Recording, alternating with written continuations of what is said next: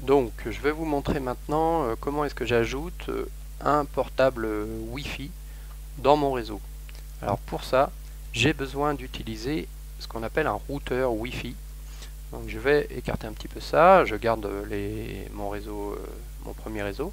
Et ici par exemple là dans Wireless Device, j'ai un élément qui s'appelle Home Router. Donc je peux très bien prendre celui-là. Donc ça va devenir un petit peu plus compliqué. Bon, on va voir comment ça se passe. Ici, End Device, je vais prendre un laptop, donc un portable. Et maintenant, il faut que ce portable rentre en liaison avec ce routeur Wi-Fi. Alors pour ça, je vais aller dans la configuration, mais la configuration physique de ce portable. Donc je vois que quand je clique sur le portable, j'ai accès justement à justement son organisation. Et ici, j'ai des petites choses que je peux faire.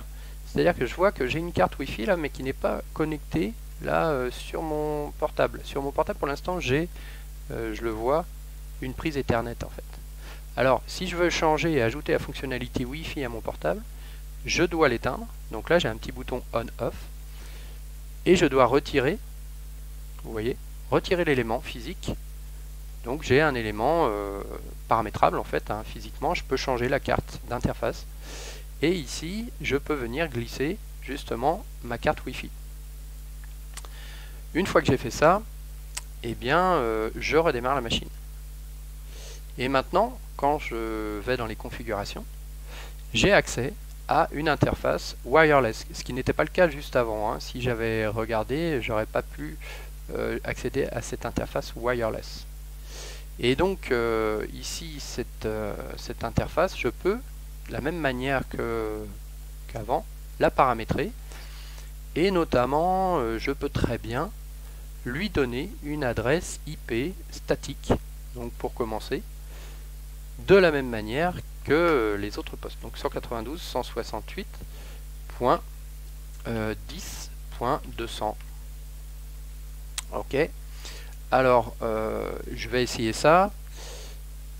Le masque qui est associé. Et ici, je ferme. Alors, ici, vous voyez que je me suis mis dans une classe particulière, l'adresse du réseau 192.168.10.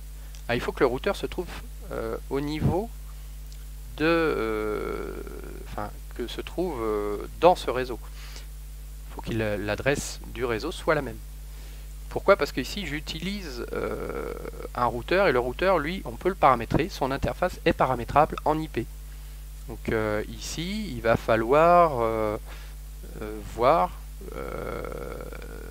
le changement qu'on doit faire justement au niveau de cette adresse IP. En fait, le routeur a lui-même une adresse dans le LAN qu'on va créer.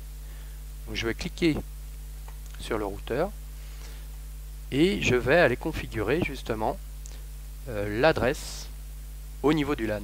Donc je vois qu'ici je suis dans un réseau qui n'est pas tout à fait le bon, parce que l'adresse du réseau, là quand je vois le masque, l'adresse du réseau ça veut dire que c'est 192.168.0, alors que moi je suis en 10. Donc là je change ça pour que justement ce routeur soit accessible sur le LAN. Hein, le routeur ici jouera le rôle dans le LAN de ce qu'on appelle la passerelle. Donc en plus d'interconnecter les postes entre eux, il permet de véhiculer les trames qui sont destinées à être sur Internet. Donc je sais pas, vous interrogez un serveur sur Internet, et bien en fait c'est le routeur qui va justement prendre ces trames et les envoyer sur Internet et recevoir les réponses et vous les envoyer justement ou les réenvoyer les réponses à celui qui a fait la requête. Donc ici, voilà, j'ai configuré l'adresse de ce routeur, de cette passerelle, dans le même réseau. Et maintenant, je peux interconnecter, donc ici, mon réseau. Donc là, je clique sur le routeur. Le routeur, en fait, il possède des ports, lui aussi. Alors, il possède un port Internet, donc c'est par là que reviendront justement, enfin, qu'on va se connecter au nuage, quoi, à Internet. Et il possède aussi, comme un switch, des ports Ethernet. Alors ici on voit que ce sont des ports gigabit. Je peux les connecter à des ports Fast Ethernet, de toute façon, ce qui va se passer, c'est que eh bien, la vitesse de transmission sera établie suivant l'interface qui est la plus faible, enfin qui est la plus faible vitesse, c'est-à-dire le Fast Ethernet. Je vous rappelle, c'est 100 mégabits seconde, alors que le Giga Ethernet c'est 1000 mégabits seconde. Voilà, donc en mode temps réel, on voit qu'il y a des choses qui se passent. Là, ça reste orange pendant un certain temps. Donc, bien, il y a des échanges qui ont lieu entre le switch, enfin cette liaison là entre le switch et le routeur, afin d'établir la communication correctement.